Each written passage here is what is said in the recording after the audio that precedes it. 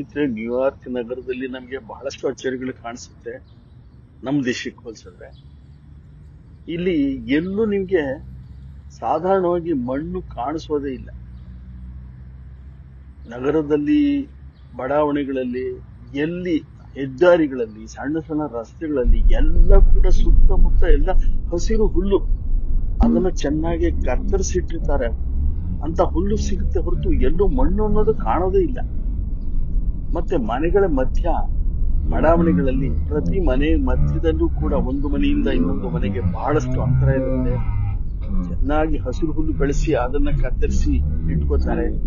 ಅವರಿಗೆ ಬೇಕಾದ ಗಿಡಗಳನ್ನ ಮನೆ ಮುಂದೆ ಹಾಕೋತಾರೆ.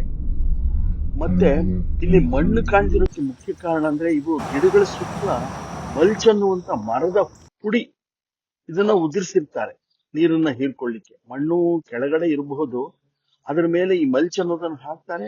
ಅದು ಬಿಟ್ರೆ ಗಿಡಗಳು ಮತ್ತೆ ಹಸಿರು ಹುಲ್ಲು ಎಲ್ಲೂ ಕೂಡ ನಿಮಗೆ ನೆಲ ಕಾಣೋದೇ ಇಲ್ಲ. ಸಾರ್ವಜನಿಕ ಸ್ಥಳವಾಗಲಿ, ಸರ್ಕಾರಿ ಸ್ಥಳವಾಗಲಿ, ಹೆದ್ದಾರಿಗಳಾಗ್ಲಿ ಎಲ್ಲ ಕಡೆಗಳಲ್ಲಿ ಹಸಿರು ಹುಲ್ಲನ್ನ ಕತ್ತರಿಸಕ್ಕೆ ಯಂತ್ರಗಳನ್ನ ಬಳಸ್ತಾರೆ.